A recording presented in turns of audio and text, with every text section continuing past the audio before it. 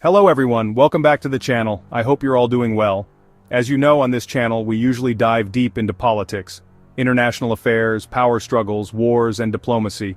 But every once in a while we take a step back from politics and explore something different, something that can blow your mind and reshape the way you see the future. And today's episode is exactly that. We're going to talk about what's happening in genetics, what's happening in artificial intelligence, and how the two are starting to merge into something that looks straight out of a science fiction nightmare. And to kick things off, I want to tell you about a mathematician from Silicon Valley. His name is Benson Tilson. Tilson spent years working in artificial intelligence in Silicon Valley. But instead of being thrilled by the progress, he was terrified by it. He became obsessed with one question: what if advanced AI destroys humanity? And can we stop it? For 7 years of his life, he tried to figure out how to prevent artificial intelligence from wiping out human beings.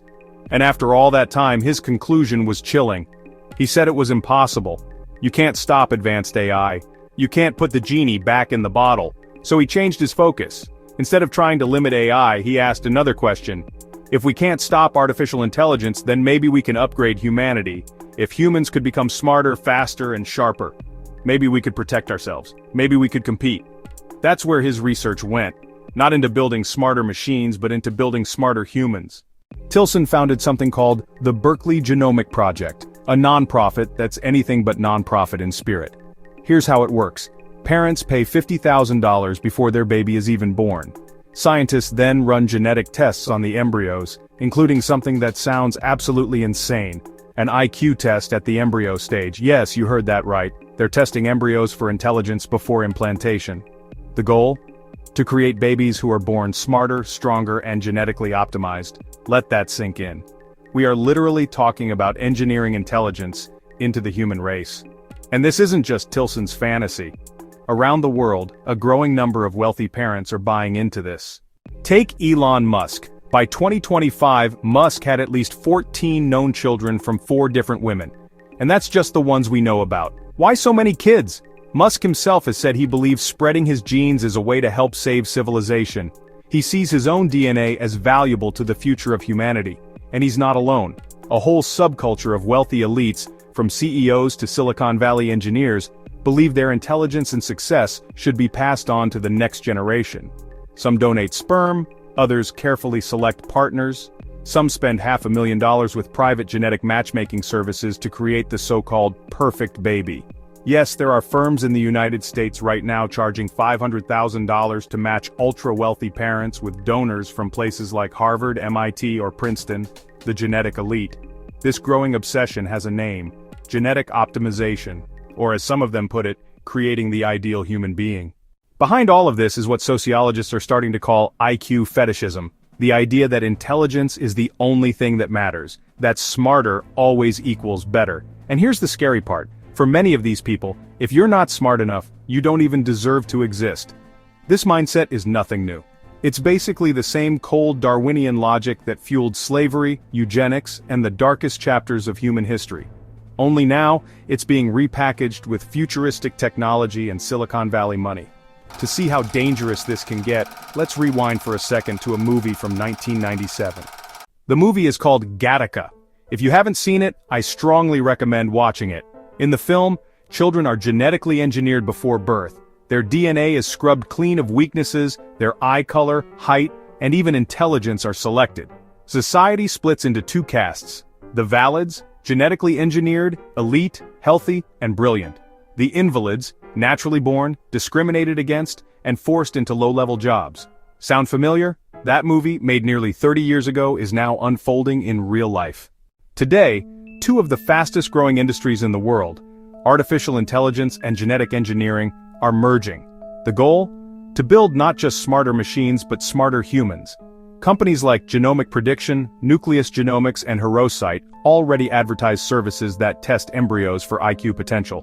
Parents can literally shop for embryos with the highest predicted intelligence. The price? Anywhere from $5,000 to $50,000 per embryo. And of course, the clients are almost always the ultra-rich. This is how class divides become genetic divides. Imagine a world where the children of billionaires are not only rich but also genetically engineered to be smarter, healthier, and stronger than everyone else. That's not just inequality. That's a permanent caste system. Even professors are warning about this. Hank Greeley from Stanford University has said bluntly, "We're creating a super caste that will dominate society. The rest of us will become the proletariat, the underclass." Think about that. The CEOs, politicians, and billionaires of today are engineering the CEOs, politicians, and billionaires of tomorrow. And they'll be unbeatable because their kids are literally built to win. Meanwhile, everyone else is left with the scraps. And here's the kicker. Even if you believe intelligence is everything, the science isn't nearly as reliable as these companies pretend.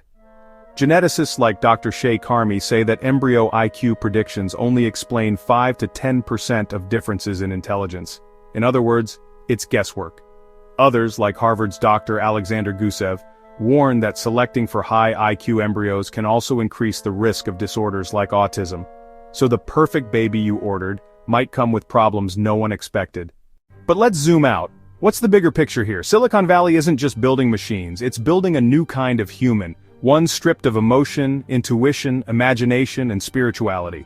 Because to them, people are nothing more than neurons, circuits, and algorithms, just biological machines. The real danger isn't AI robots taking over the world. The real danger is humans turning into robots. Humans who lose empathy, humans who lose creativity, humans who stop thinking for themselves because AI thinks for them. We are already seeing this. Young people who no longer search for information but just ask ChatGPT and accept whatever it spits out as truth. A generation that risks forgetting how to think. But here's the thing. What makes us human is not just raw intelligence, it's something far deeper. Our brains are powered by 4 forces machines will never replicate. Intuition, the ability to leap beyond the data. Imagination, the power to create something truly new. Emotion, the capacity to love, fear, hope, and dream. Common sense, the grounding wisdom that keeps us human. Strip those away, and you're left with nothing but a robot in human skin. That's the future Silicon Valley is marching us toward, and if we don't stop and think, we may wake up one day realizing we've lost what it means to be human. The biggest threat isn't that AI will kill us. The biggest threat is that we will kill our own humanity. By chasing perfect babies, perfect genes, perfect algorithms, we risk forgetting that imperfection is what makes us human. And once that happens, we don't need robots to replace us. We'll already have replaced ourselves. So I want to leave you with a question. Do you think humanity should pursue genetic optimization? Or is this just eugenics reborn under a shiny new label? Drop your thoughts in the comments below. I want to hear what you think. And if you found this video thought-provoking, don't forget to like the video, subscribe to the channel, and hit the notification bell so you don't miss the next deep dive. Thanks for watching, and as always, stay curious, stay critical, and I'll see you in the next one.